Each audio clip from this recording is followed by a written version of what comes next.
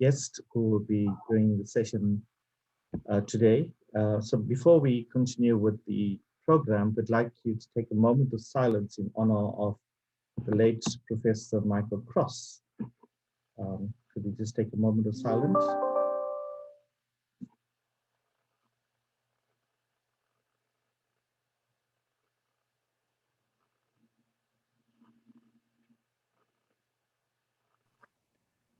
Thank you very much. May I invite Professor Shireen Gutala to say a few words on Professor Michael Cross?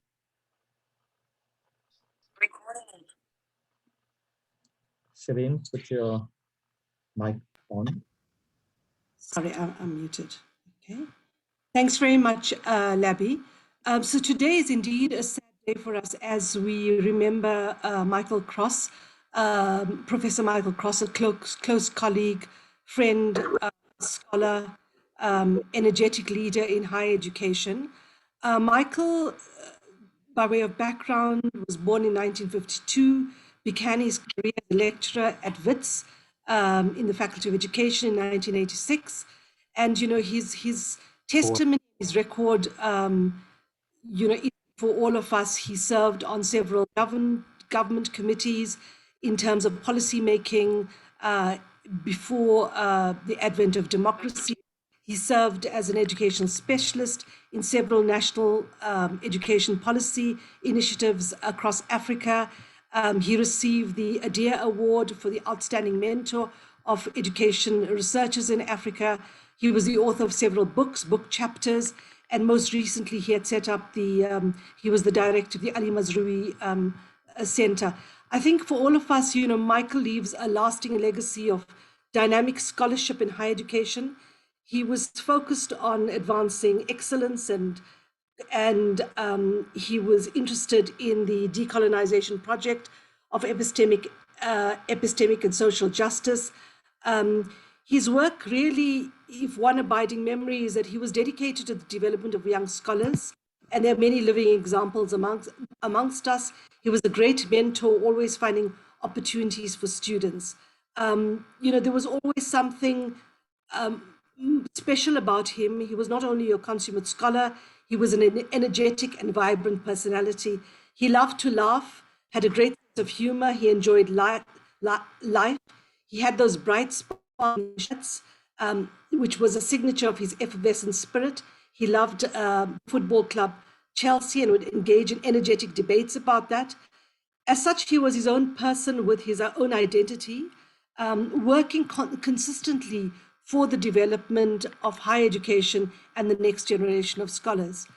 On a personal note, Michael and I traversed the WITS and UJ journeys together, including the early days at WITS, where we fought for our spaces as Black, new generation scholars, energized by socially engaged scholarship, animated conversation, and then while I was head of the postgraduate student, he was always at our door, trying to get the best for his students and PDRFs. His rapid steps are remembered, his laughter, his dedicated perseverance. As a colleague, he was a formidable intellectual, tolerating no mediocrity or sloppiness, and in contrast, was always pragmatic, trying to get things done. The institution linkages for the Saatchi Chair Teaching and Learning and the Ali Mazrui Center was what was in place, and we had many plans, like he had with many of you, in terms of books and future academic endeavors. I think then it's very fitting that we remember him at the scholarly event with his close colleagues, Labby, Crane, Jonathan, and Melanie. To Albertine, his wife, his children, Eunice and Michael Jr., and the Ali Mazrui family, we share in your grief. And on behalf of the whole of Sierra, we pass on our deepest condolences. Thank you, Labby. Thank you, Shireen, for this wonderful tribute to a fallen hero in education. So let's move on as we have time. The session has been shortened to accommodate the funeral of Professor Michael Cross, which starts at approximately 11 o'clock this morning. So we would have this session up until 11, and we will close thereafter.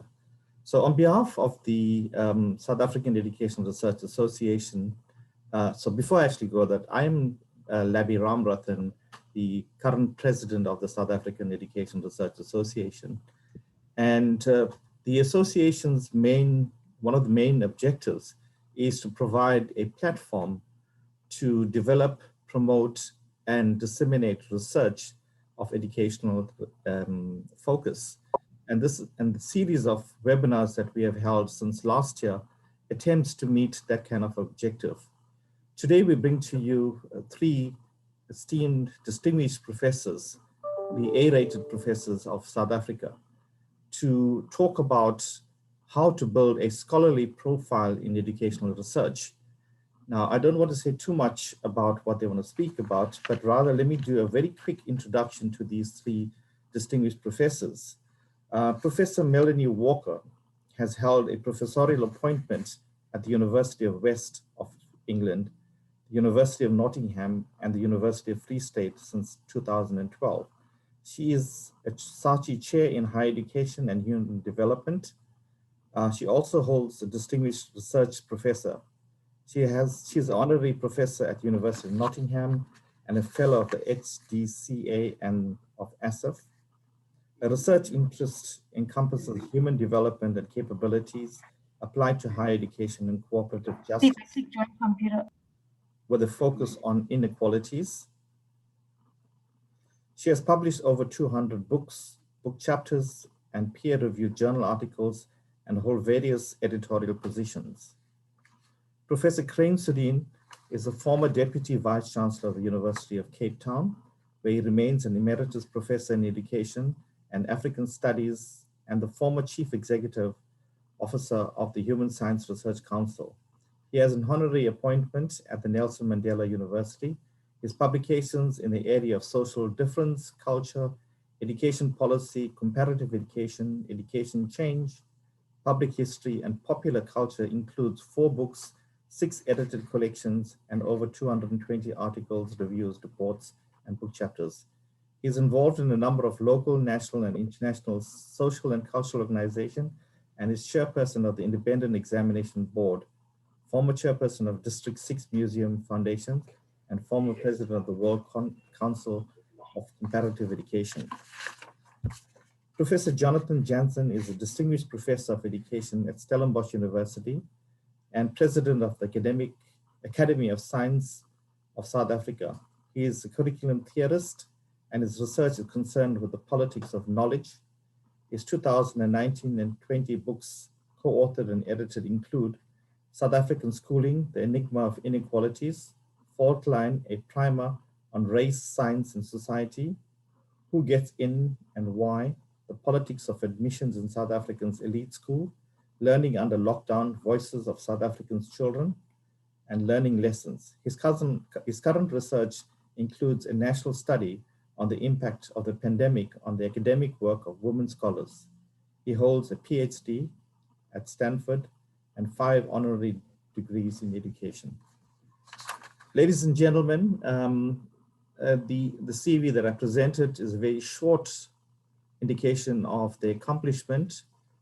If you need to know about them in much more detail, kindly go to the websites. You'd have a deeper understanding of their contribution to education, both in South Africa and globally.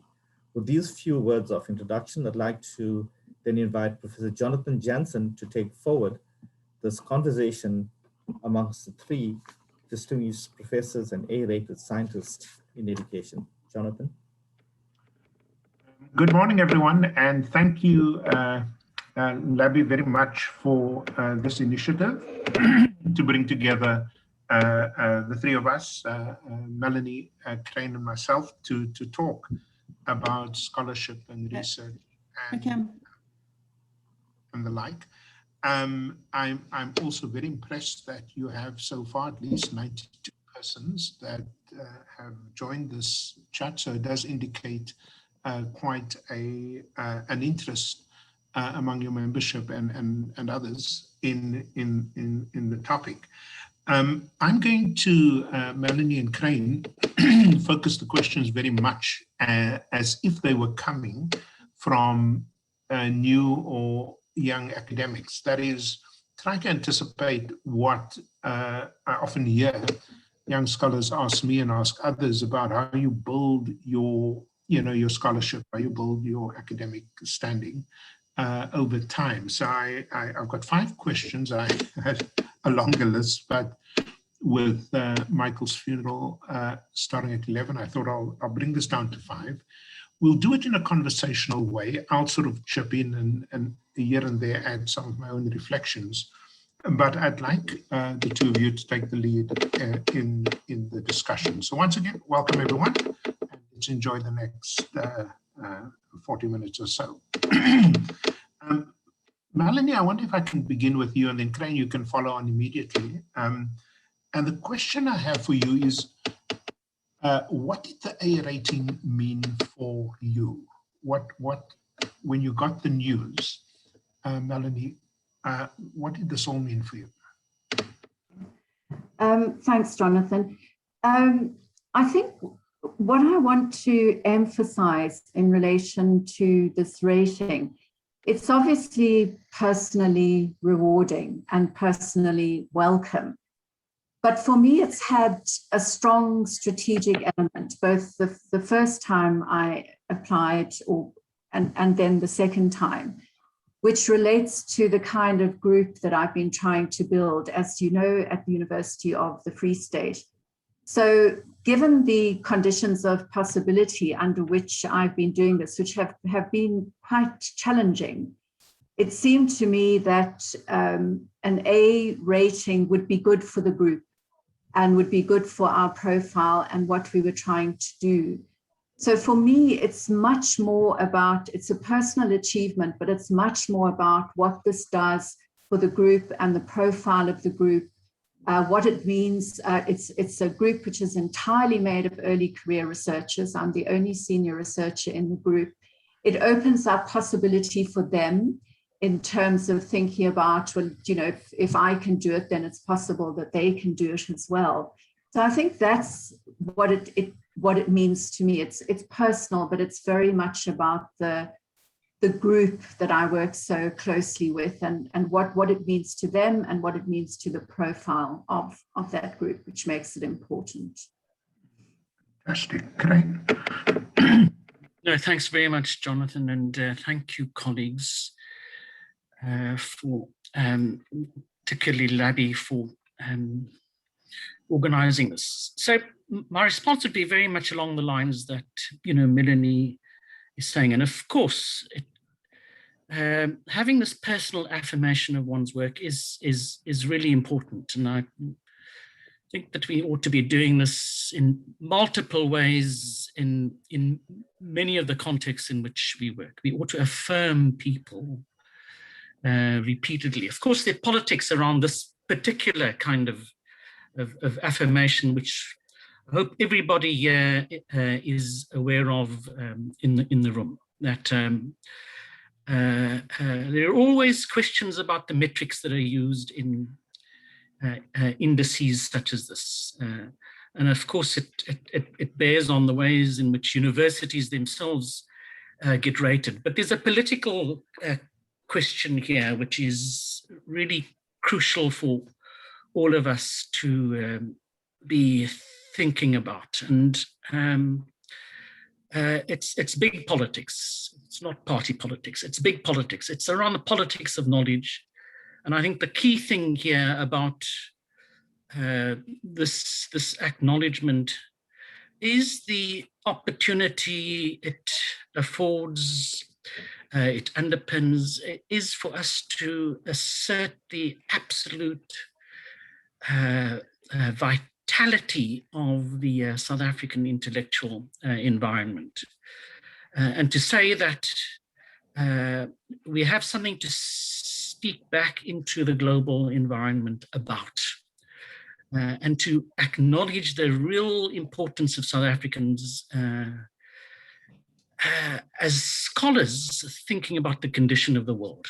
And so that for me, that way in thinking about what these ratings are all about is really crucial. We don't need to always be derivatives of other people's work, that our own sociologies provide enough provocation for us to be able to say things which have a significance for the condition of people everywhere in the world. So it's around those kinds of global things, Jonathan, that this is for me significant. Thanks. You just threw out a very powerful statement there, a powerful phrase that I really want to underline, and that is, we don't always have to be derivatives of other people's work, something like that you said, which I think is fantastic. I just have to say, for me, the value of, or the meaning of the A rating is that your peers in other parts of the world think that you have something to say. And I think that is that links to the derivatives argument, is that, very often South African researchers, academics don't have a good sense of themselves, in part because of our historic isolation during the apartheid years, but in part just because of our intellectual isolation, from major currents of thinking in the world. And when, as you know, the ratings depend quite heavily on people from outside of the country to say, for better or worse, what the worth of your scholarship, the weighting of your scholarship is. And for me, that is the way we should measure ourselves, whether it is in the game of soccer, which I love, or whether it is in this game, and it is a game of academic research. It does matter how your colleagues in Brazil or in Toronto or Canada or in other parts of the world think about your work, and that is just fantastic. I just want to take a quick step back, Melanie and Crane, and I just realized of the, what is it now, 105 people on this call, there's probably some who don't really know what you do. I happen to be lucky to have worked with both of you over the years, so I know your work. But if you could just say briefly what it is that you do, Melanie, in terms of your line of research, and then also Crane. And if you could then lead into this question as you do that. And the question is, what was your path towards an A rating as a scholar? Melanie? Thanks, Jonathan. I thought that question might come up, and it worries me a bit, I have to say. Not what I do, but how did I get here? So what I do is research in the field of human development and higher education. So I think of myself as a slight outlier in terms of the field of education, and often feel closer to development studies. But I've been working with Amartya Sen and Martha Nussbaum and other capabilitarians' ideas now for around 20 years, and I found them generative and productive. And then that's also what we do as a group. The early career researchers are also doing PhD work and postdoctoral work and writing books, drawing on these ideas and others which are required to complement them and fill the gaps. So that's what I do. And we look at access, we look at participation, we look at going out of higher education, we look at inequalities of different kinds and so on, partly driven by interest and partly driven also by funding opportunities. I think I'm very fortunate because I've been thinking about the conditions of possibility of what's needed to help you move along this path. And I think I'm very lucky to have had the Saatchi chair, or to hold the Saatchi chair, because that does provide stability of funding over a long period of time. And I think that's quite important. So in terms of how do you get to where you are, one has to think quite hard about the context, so the country that you're in, the institution that you're in, which may be more or less helpful, the field you work in. I think issues of gender do still play out in the academy in ways which are not necessarily always particularly helpful. So I think context matters in terms of getting where you are. And for me, as you will know, Jonathan, I spent 15 years working in the UK. And I have to say that that was very formative for me. It's a highly neoliberalized system, which is very, very problematic in terms of the way the whole thing works. But what it does do is it makes you realize that you are accountable for the way that you spend your time, that simply producing a publication a year is not going to get you very far if you want to. I mean, I worked in two elite institutions, Sheffield and Nottingham, and they were challenging contexts and very interesting contexts with wonderful colleagues. So I think that particular context was, in a way, very belatedly kind of got my academic career going. And I was thinking, if you'd said to people 30 years ago that one day I would be an A-rated scholar, I think they'd have been very surprised. So I've had a very circuitous route into the academy and then through, but I do think that period in Britain was very helpful and very challenging and taught me a lot about what it meant to become or to be a really good scholar in education. And then, of course, moving back to South Africa and working in the Free State from 2012, as I said, the opportunities of being able to set up and lead a research group, the funding from the Saatchi chair, these things were all important. I never had mentoring. I have to say my PhD experience, it was done part-time with, I think minimal supervision would probably be the kindest way to describe it. So I pretty much had to figure out how all of this worked and how I was going to move forward. And it's lodged in my memory because it was such a helpful comment, and it came late, relatively late in my career. But I remember in 2003, when I was promoted to reader at Sheffield, and Ron Barnett, whom people who work in higher education will know about and will be familiar with his work, said to me, he said, well, what's distinctive about your contribution to scholarship? And I'd never thought about it. I'd just stuff. The opportunity was there and it was interesting. And that for me was a strategically important moment, because I had to think about, well, what holds together what I'm doing? What's going to hold it together as I move forward? And then I think the other thing that's really important for anybody's trajectory is the commitment that you bring to it. So yes, it requires a lot of hard work. If you want to go down this path, and I'm not necessarily convinced that this is something that everybody might want to do, or give up a lot on the way in order to do it, it's a lot of hard work. It's long working hours. It's sort of challenging and pushing at creativity, originality, and so on, all through as you proceed. But I think if you don't have a real commitment and interest in what you do, it seems to me pointless. And for me, that commitment is grounded in real concerns about social justice and how the knowledge that we produce might make some kind of contribution. It might be direct, it might be indirect, it might not be listened to for quite some time. But I think that's really important. For me, if it's just about me and if it's just about what I do, for me, that's not enough. I think that commitment and that concern for how do I contribute through this work in some way to change, as well as being deeply interested intellectually in what you do, that's what's going to keep you going and keep you motivated under conditions which might not always be as helpful as they might be in some other places. So I think I'll stop there. Yeah, Melanie, just before I go to Klein, I mean, it does seem to me that one of the key parts of your success is the company that you keep.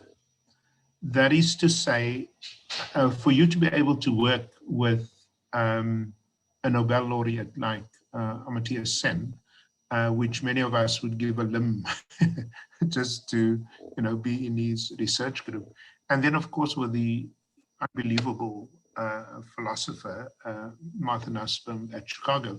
I mean, it does strike me that when I talk to many A-rated people in the sciences, for example, almost all of them had an experience in which they worked in a lab of somebody who, either got you know, that mathematics medal or the Fields Medal or was a Nobel laureate or something like that. I think you say that is a key, not just the context in which you work, but the company with which you surround yourself. Yeah, I think that's a fair comment. And I probably should have mentioned it. I got involved from 2003 with what then became the HDCA, the Human Development and Capability Association, in 2004. And it's really provided me with an intellectual home. So I had great colleagues at Nottingham like Pat Thompson, Simon McGrath, Monica McLean, and others. But really, HDCA has provided me with my intellectual home in terms of the people that I don't necessarily work with directly, but with whom I'm in conversation and have been over a long period of time. So yes, I think that's, and you certainly see what it means to get to that level of achievement, although I think for most of us, it's probably completely out of reach, but nonetheless, and it's a very generous space, and I think that's important, including people like Amartya and Martha and Ingrid Rebains and many others, Elaine Unterholter and many others. It's a very generous space, and I think that matters, and it's a very generative space, and I think that matters as well. So thank you for bringing that up. It has been absolutely crucial for me over almost 20 years now. Fantastic. Thank you. Generous and generative. Love it. Crane. Yeah, and Melanie should also, I should say about her that I've worked with Melanie for a long time. Even before we became colleagues at UCT in the late 1980s, she was an astonishing history teacher.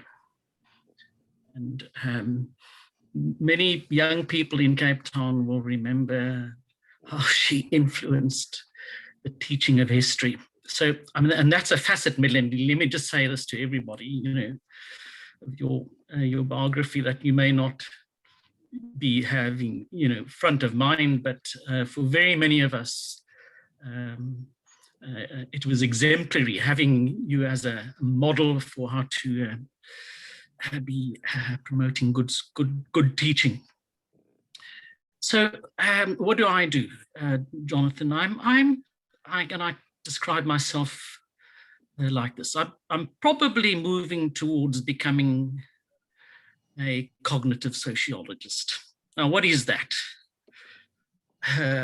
I'm desperately interested, and I use that word, in how people learn their ways of being, learn how they become who they are. So I'm often described as a scholar of identity, and I accept that, but I'm much more interested in learning, and this is my I suppose my speciality in education, in our learning of our social identities in the deepest kind of way. So I have not done a single course in psychology, but I'm interested in those psychologists who lead us to this relationship between our minds and the social context in which we are. So, you know, right now I'm really keen in understanding how people learn inferiority and how people learn superiority. You know, how they learn and what role our schools play in all of that. So how do we kind of learn these conceits that we are better than others, either as males or as people whom we might think of as differently colored to ourselves and so on, in class terms, and in all the multiplicity of ways in which we come to understand difference. So, I mean, right now, I'm working on a couple of journal entries, a couple of encyclopedia entries on socially just teaching, and one of my missions in all of this is to try and bring a focus around the ways in which we learn. And a curious thing which has developed in this field of work in which I'm doing is trying to understand better this relationship between biology and sociology. And it's a really brand new space in which we find ourselves, but it's immensely, to use a word that Minley used earlier, generative. And it's what I absolutely am convinced that our teachers and when we train teachers, we ought to know a whole lot more about this relationship between biology and sociology. So I'm a beginner in this kind of space. And I'm very stimulated by what's going on there, and how I, as a sociologist, can become better at explaining how we arrive at these positions of inferiority and superiority. And just very quickly to talk about how I get to where I am now, and it's not straightforward at all. Of course, it's a lot to do with the fact that I have had immense opportunity, and so I'm privileged. I'm probably more privileged than most people in the world. I've had the opportunity of being in the company of the leading scholars in education, particularly the sociology of education in the world, including some of my South African peers, including yourselves, Jonathan and Melanie. I have other colleagues who are similarly absolute world leaders in their own right, but also elsewhere in the world. And it has been an extraordinary thing thinking of myself as not simply as a South African, but as a person who has responsibilities and connections and commitments elsewhere, and to fight every single day of my life against this thing of being sucked into the pettiness of the local. And I'll make this comment quickly, and particularly the pettiness of small circles in which we might find ourselves in our departments, where we get completely absorbed and dragged down by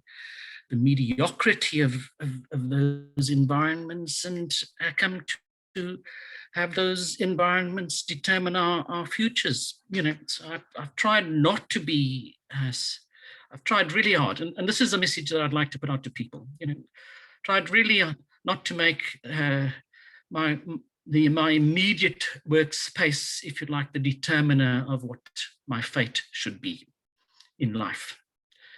And always to think that I should be able to imagine myself into a much bigger cosmos in which I could be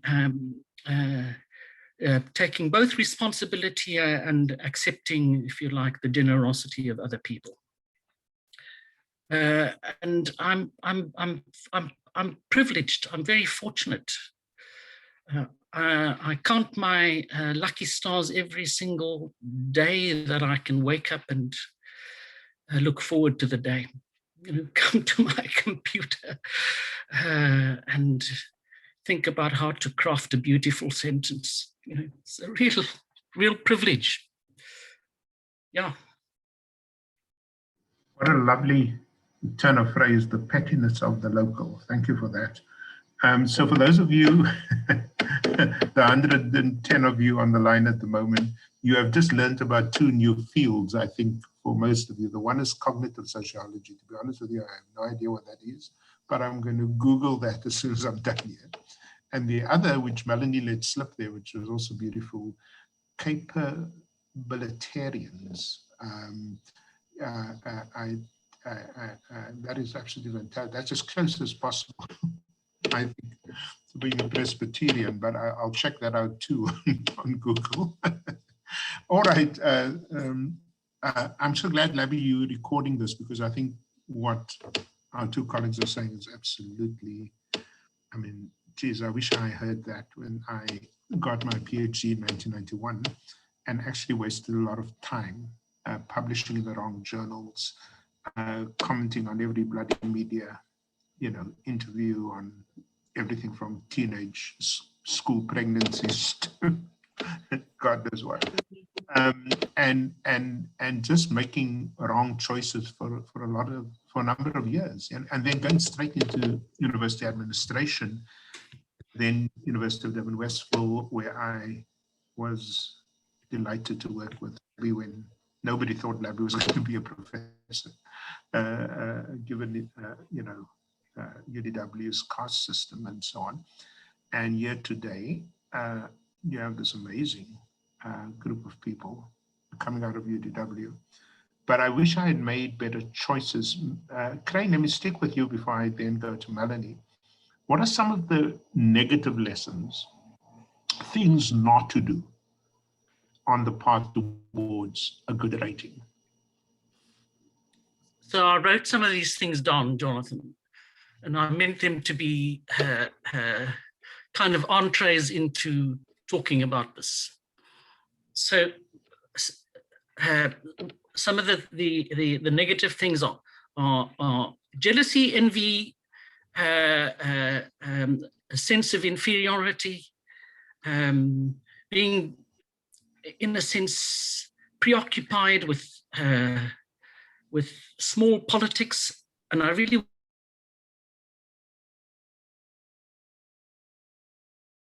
would like to talk about distinguishing. So I'm interested in politics, but I'd like to think of it as a politics which is great politics, grand politics. But to distinguish myself from politicians, distinguish myself from polemics, from dogma, which is what accompanies a whole lot of work that we have in our midst, unfortunately, and it's a really important thing to say that small-mindedness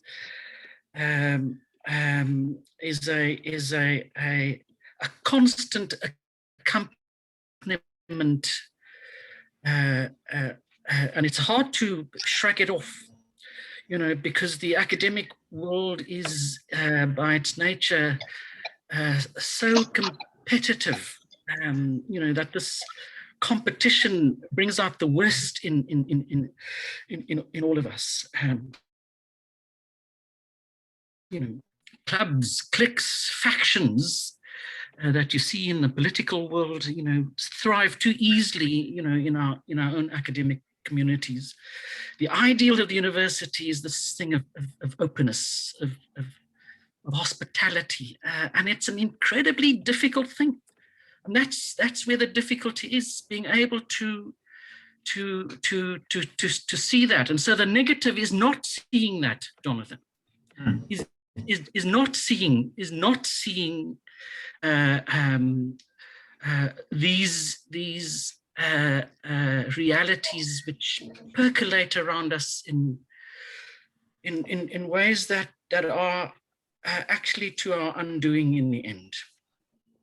So I throw those words of jealousy and resentment and so on around, not lightly, because I've seen easily how they undo, a whole lot of possibility and opportunity. The cleverest people become, if you like, the worst amongst us because of things like this. And I'm talking very personally now to colleagues here, and colleagues, may wonder, why I say this, but I just like to say, just move beyond that kind of stuff as quickly as you can.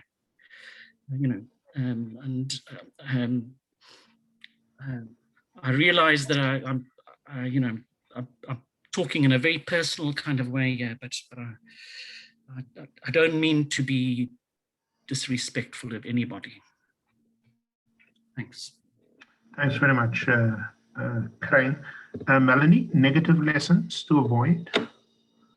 Thanks, Crane. That was very, very powerful. I think I want to pick up on this issue of competition and judgment, partly because I think that this is fueled by an individualized rating system. Again, working in the UK, where processes like the research assessment exercise and whatever it's called now, rating is not done on an individual basis. It's done on the basis of a school or a department.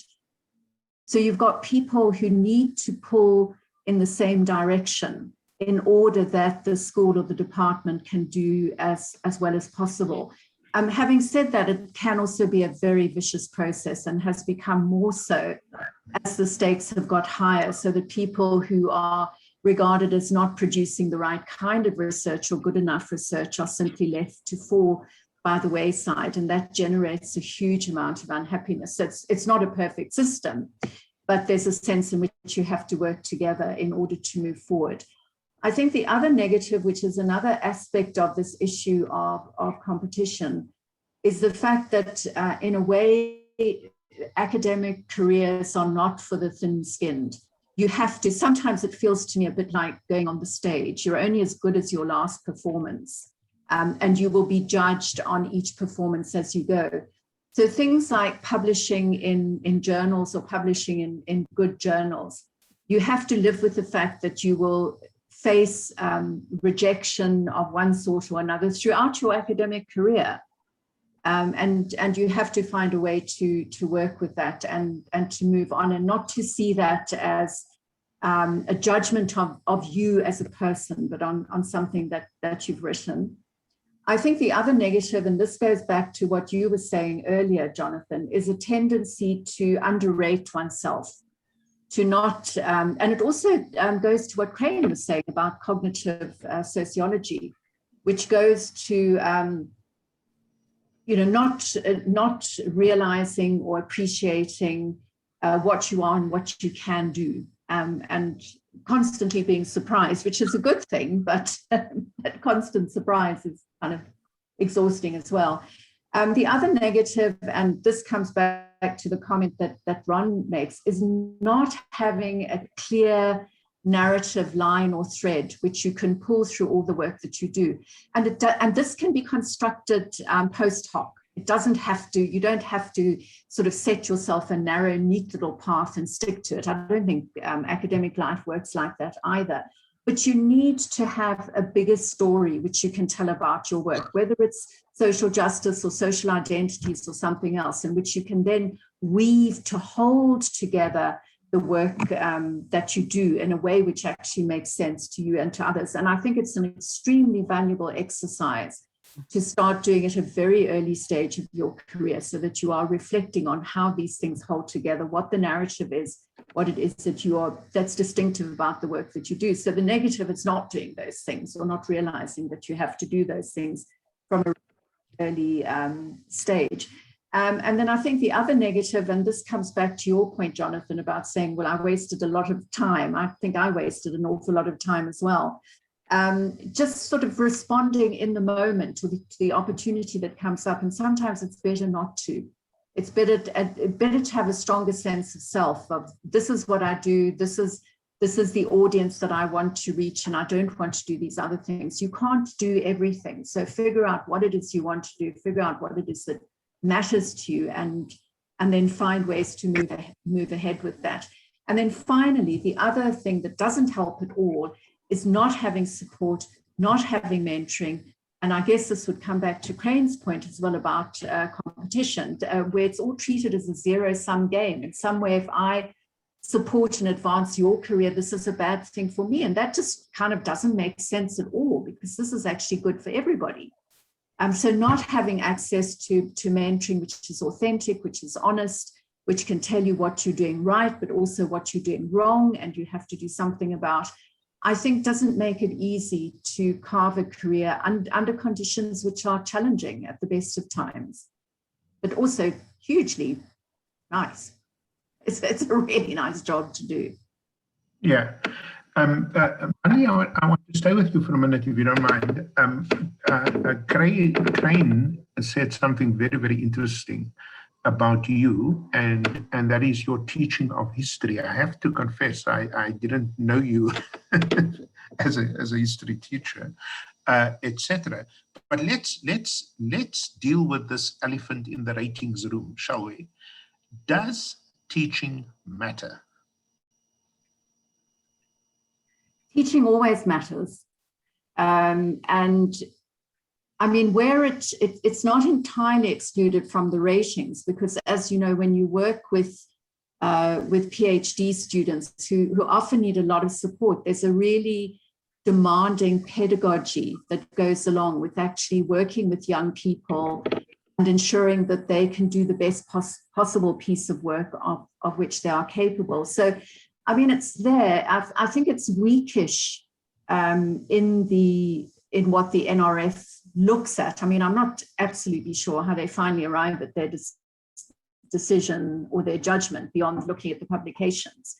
But for me, for example, in my submission, it was important to me to say that I've spent, almost the last 10 years working with this group, that the group themselves have now produced 10 single-authored books. And that's teaching. That's the teaching space that I occupy and that I really value, and which I think is hugely important.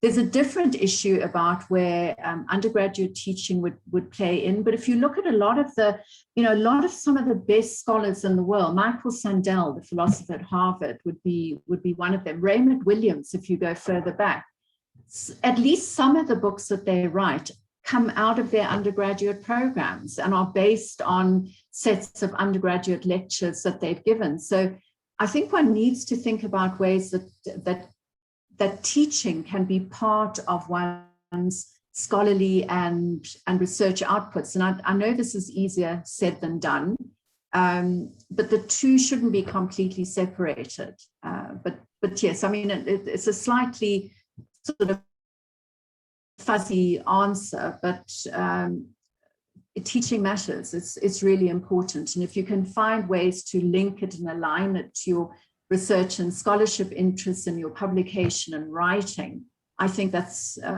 ideal if you can do that. Right. I agree with that completely. And for me, I mean, to be able to teach well, I use the latest research that I'm doing. In order to get good questions for my research, I draw on what I teach and the interactions, particularly with students. But at the same time, Crane, this year I sat on several committees of the NRF for rating, including the big one where they decide on the A's. And I have to be honest with both of you, not once did the issue come up that Professor X is a really good physiology lecturer. Not once. Okay. And that, for those of us who do or did leadership in higher education, it's very hard to tell a young scholar, put everything into your teaching. I mean, I understand what Melanie is saying about the connections, the normative, sort of commitments we make to teaching. But Crane, the rating system is almost entirely based, in a narrow sense, on research outputs, if I may use that crude term. So to you as well, does teaching matter? Of course, teaching matters, but it's about a bigger question, which is this question about what the university is.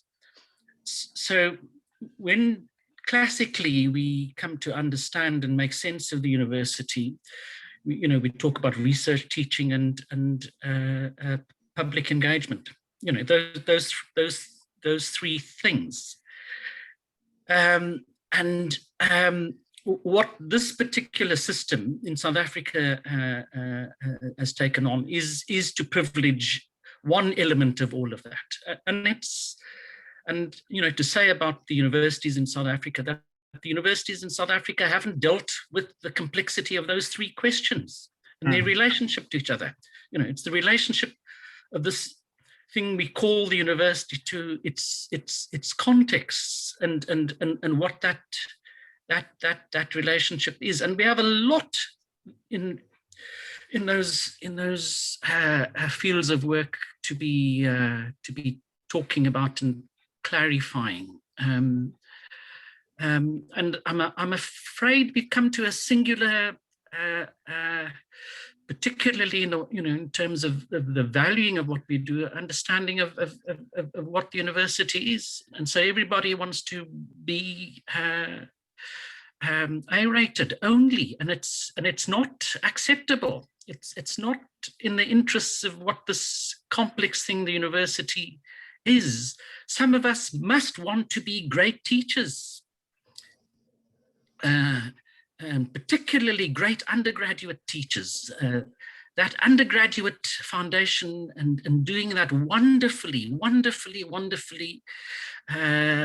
is half the reason why our universities are in the difficulties in which they are. Yeah. We've got to acknowledge and find ways of appreciating this facet of the work we do, and SAERA, and so these are professional associations like SAERA must play a much bigger role in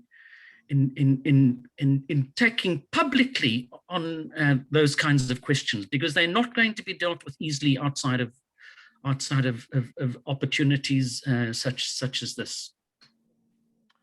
We're moving towards the close. Thanks, Crane. And I'm just going to pick up on some of the questions in the chat box. And if any of you have additional ones, slide it in there quickly so that before 11 o'clock we'd have it.